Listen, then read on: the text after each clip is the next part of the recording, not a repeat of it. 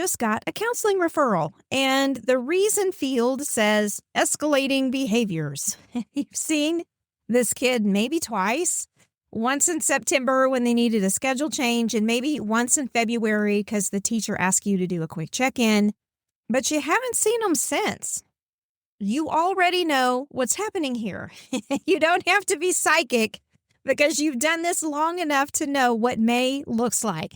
And my friends, we are in May. The form is not telling you what whoever filled it out thinks it's telling you. And knowing the difference is what's going to get you through the rest of the school year. Let's get into it. Hey, school counselor, welcome back. We're getting into the end of year referral surge today, why it happens every single May, how to triage what actually needs your attention versus what's really about adult fatigue, and what to say when you need to decline the situations that don't merit a full counseling intervention with 4 weeks left on the school calendar. So if you're ready for some straight talk, my friend, some clarity on your work, and maybe a little bit of rebellion, you are in the right place. I'm Steph Johnson, and this is the School for School Counselors podcast.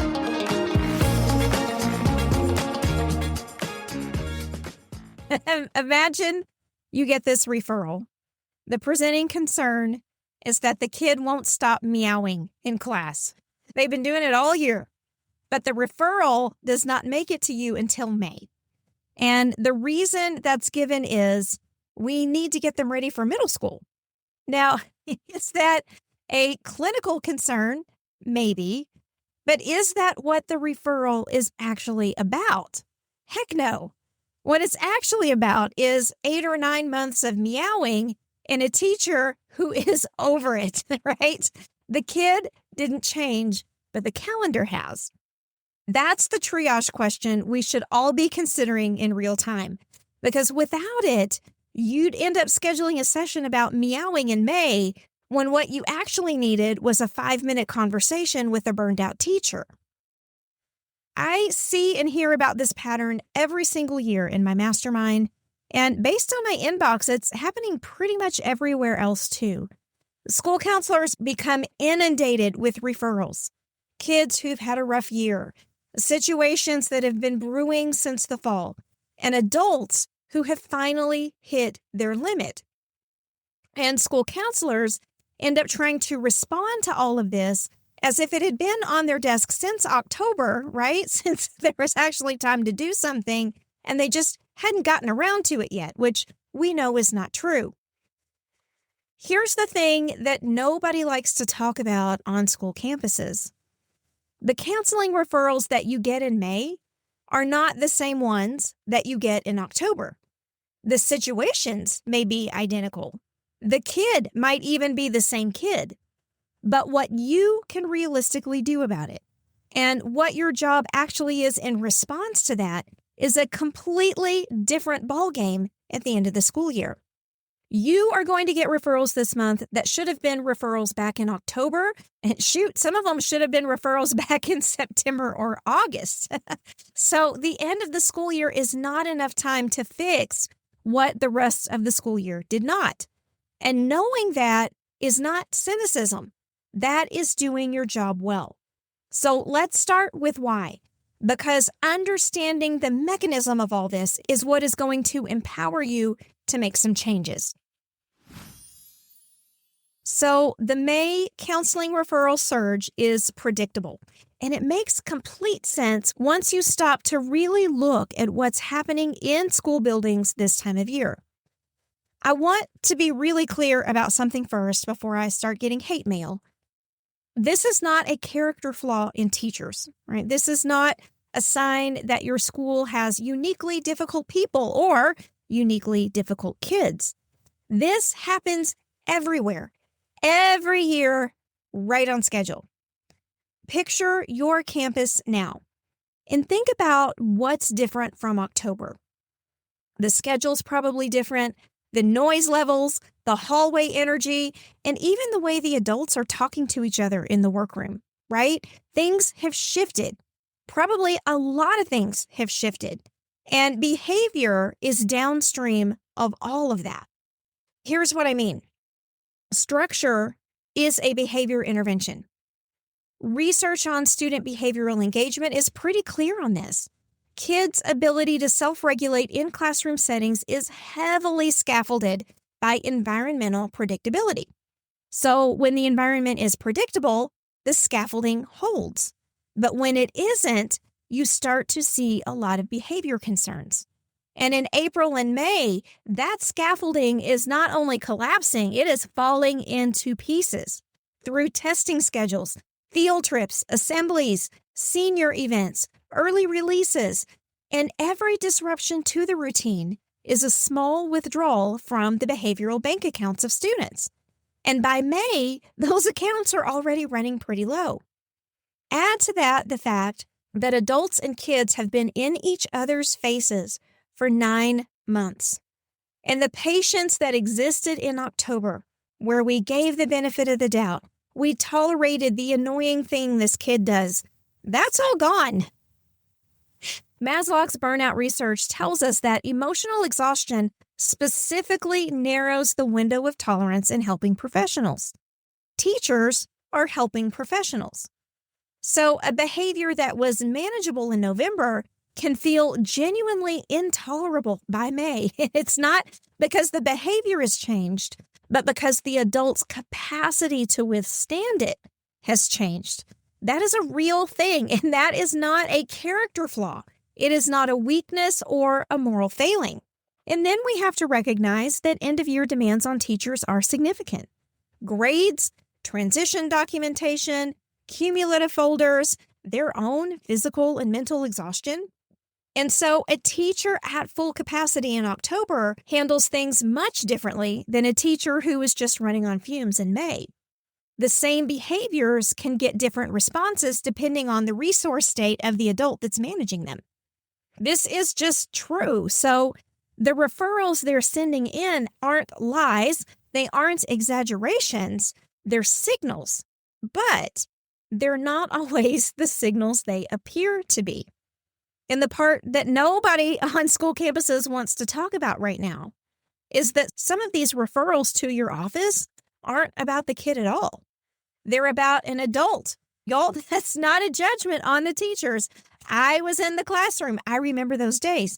But it is just the reality of working in schools. And you need to be able to see that. Because if you can't, you are going to spend the entire end of the school year cleaning up problems that perhaps aren't yours to solve. And on top of all that, we have to recognize that some of this behavioral uptick is real. Rutter's work on school transitions and some of the broader attachment literature that followed that is very consistent about this.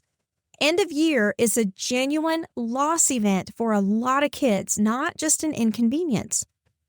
For students with insecure attachment or who live in unstable home environments, the school year represents a reliable relational structure that is about to go away.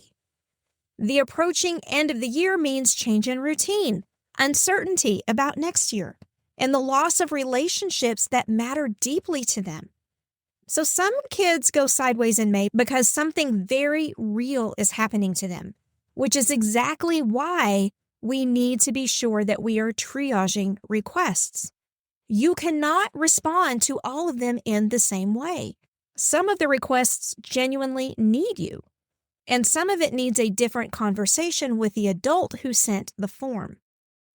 The referral itself is not the problem, but the reflex to treat every May referral like an October referral, that's the problem, because you're going to wear yourself out sprinting to the finish line as hard as you can run.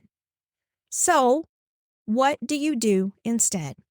Well, you ask one question. This one question, if you use it consistently, will reorient your entire counseling process for the rest of the school year. And the question is, what changed? Not what is the behavior, not how long has this been going on, what changed? What changed in the environment, in the classroom, in the schedule, in the adult's capacity? What changed in the kid's home situation or in the peer group? When you ask that question, you are going to get one of only two answers. And each answer is going to put you on a completely different path. Answer one is something like, nothing's changed, it's just worse. That is a signal that you are almost certainly looking at accumulated relational fatigue, right? The adult has hit their limit. The behavior may be very real. I'm not saying that it's not, but the counseling referral is about the adult's capacity reaching zero, not an escalation in the kid that necessarily requires intervention. And stop here, because that doesn't mean you do nothing. It means you know exactly what you're working with before you do anything. Answer number two, when you asked what changed, might be that something actually changed. Maybe a parent situation shifted. Maybe a peer conflict escalated, or a schedule disruption happened, or some sort of a disclosure was made. Now you have an antecedent thread, right? There is a reason this is worse now. And that reason tells you something about what this kid actually needs. This is the kind of counseling referral that deserves the attention that the form is asking for. Most school counselors will skip the triage question this time of year because they're busy and just running a million miles an hour and just go straight to the kid. And I understand why, because it feels like the kid is the job. But the triage question is what separates a reactive response from a calculated response. It's the difference between running on instinct and actually thinking things through. And one more thing about this what's changed question is that sometimes you'll get both answers at once.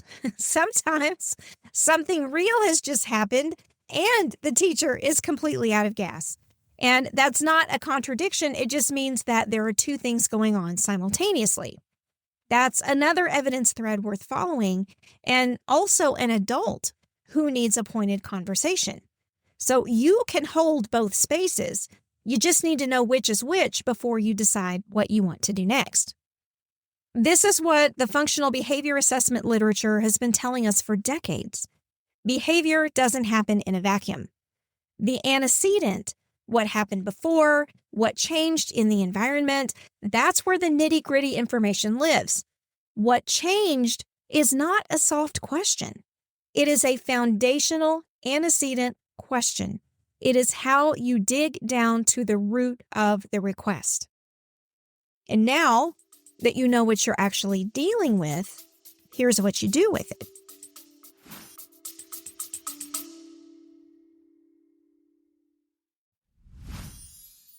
Hey, before we keep going, can I say something?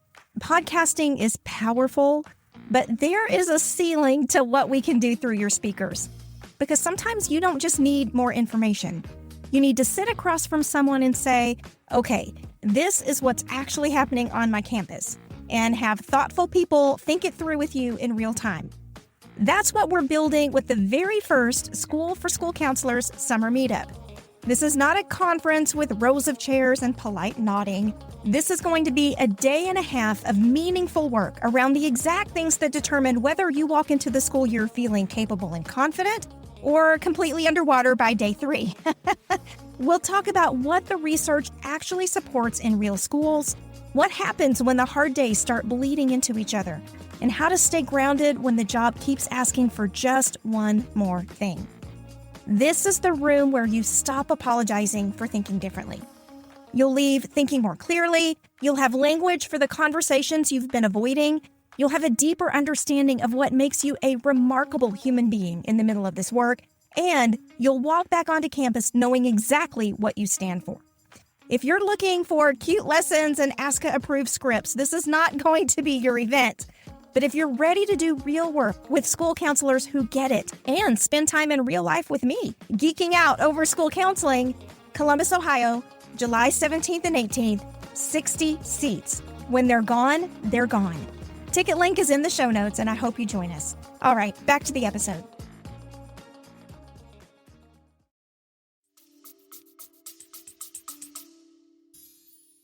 There are 4 moves that you can make. to handle all of these requests that are coming your way. Move 1 is with the kid. This is brief, focused, present tense intervention because you cannot open a new counseling arc in May, right? You are doing only 3 things: assessing their current functioning, providing a regulated adult presence, and determining whether or not there is a genuine need that requires action before the year ends. That's it. If there is something imminent going on, you address it. If there isn't, you name what you saw, you make a note to remember for next year, and you close the loop. You are not failing this kid by not launching an 8-week intervention in May, right? You are failing them if you burn through your capacity on things that don't really require it and have nothing left for the students who really need you. Here's what this actually looks like when you visit with the student. You don't sit down and open with, "I heard you've been having a rough time." Instead, you're watching. How do they walk in? Are they regulated? Can they make eye contact? You're taking a reading here, not launching a conversation. And if something significant surfaces in those first few minutes, you're going to follow it. If it doesn't, you've got your answer. The check-in itself is the assessment. 10 minutes, maybe 15. That is all that May allows, and that is all that May needs. All right? Move 2 is with the referring adult. And this is the conversation that most school counselors avoid at all costs. This is where you go back to the teacher, not to report what you found out about the kid, but to have a real conversation about what they are actually experiencing. After working in schools for almost 30 years, I've noticed that teachers don't often have the language for what they need when they're depleted. And sometimes the referral form feels like all they've got, so they use it.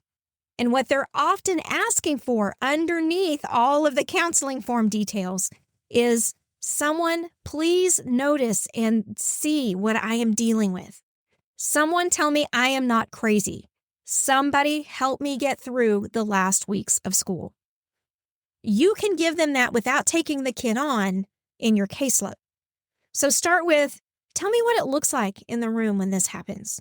Not, "Tell me about the behavior." Tell me what it looks like in the room. That question requires context. Who's around? What the classroom climate's like? What happened just before the behavior? And it also gives the teacher a chance to talk, which is often what they needed in the first dang place.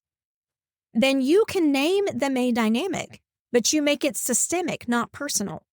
Something like, "Hey, I always see an increase in counseling referrals this time of year. And to be honest with you, it makes perfect sense because the structure that we've been providing for these kids all year long starts falling apart. And it's not your fault. It's just all the field trips and awards assemblies and all the crazy stuff that's going on. And everybody's kind of running on fumes already. So 100%, I believe that you're seeing what you're telling me you're seeing." Now, that last sentence matters a lot because that way you're not dismissing the referral. You're giving it context. And teachers can feel the difference when you do that. Then you make a specific, limited offer. You tell them exactly what you're going to do and why you're going to do it. Something like this.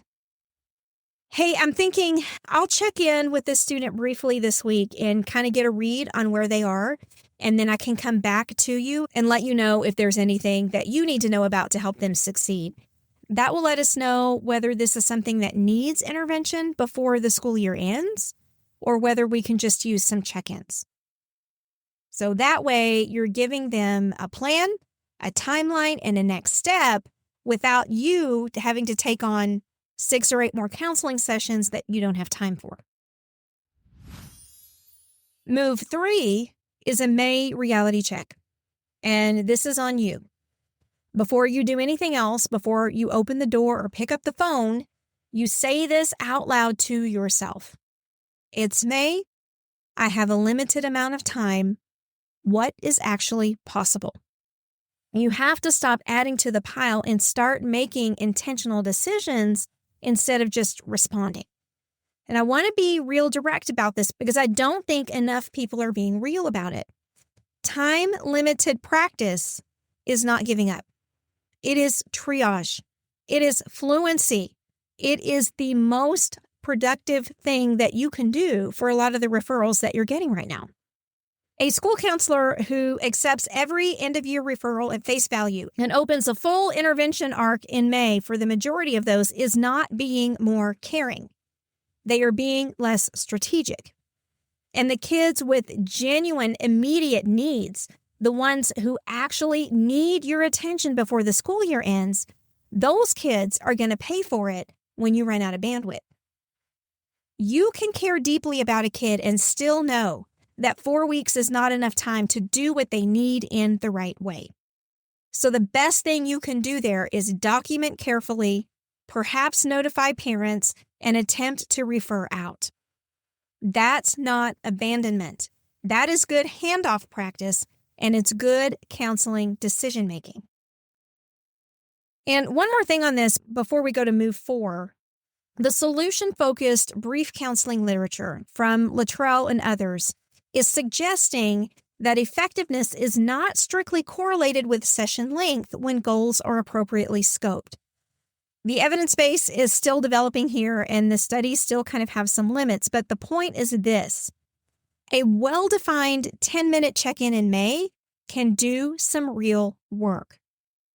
You are not providing less care by being time-sensitive. You are providing more precise care, and that is different. Which brings us to the last move 4, that actually requires the most courage. Move 4 is declining the piddly stuff with actual words. This is the move that most of us do not have the language for. And it's what I coach my mastermind members in all the time. Because the language here matters. The alternative would be just kind of taking everything on or saying no in a way that tries to be polite but ends up damaging a relationship that you may need next year. So here are the sentences that you can use. I'm going to slow down just in case you're grabbing a pen, all right? Okay. To a teacher, I hear what you're saying, but I want to be honest. 4 weeks is not enough time to clean this up the right way. What I can do right now is check in with them and provide some referral information, and then make sure that we have everything on deck that we need to pick things back up in August. Or maybe you say something like this. I want to be sure that what little time we have left is going to get used well. So let's talk about what's most important to get to before the school year ends. And then here's something you can say to yourself about a referral that doesn't rise to the level of your attention. This is a May referral. The need here is real, but it is not realistically solved in 4 weeks. So I'm going to document it. I might provide a referral if it needs it. I'm going to flag it for next year. And then I'm going to protect my capacity for the kids who need me right now. That one is the hardest because as school counselors, we are conditioned to see every referral as a call to action. And some of them are. But in May, some of them are a call to triage, to document, or to hand off. That's still real counseling work. It counts. And it requires you to make some deliberate choices rather than just react. Declining is a clinical decision. And when you can frame it that way to yourself and then to others if necessary, is what makes it feel like you are using professional judgment instead of failure. So, back to that referral form. Escalating behaviors. A kid you've seen twice all year. You know what this is now. You know what to ask, and you know that what happens next should be a professional decision, not a reflex, not a guilt response, and not a knee-jerk reaction to a form that landed on your desk at the wrong time of the year. The school counselors who handle May well are not doing more. They are triaging faster, and they are protecting time harder. They are making deliberate decisions about where their attention goes, and they have words, actual sentences for what they are doing and why. That is not less counseling. That is counseling done on purpose. So, if this episode landed for you, be sure to share it with one of your school counseling colleagues who needs to hear it. That's all I'm going to ask this week. Just share it with one person. It's a jungle out there at the end of the school year, but I'm rooting for you. I'm Steph Johnson. I'll be back soon with another episode of the School for School Counselors podcast. In the meantime, take care.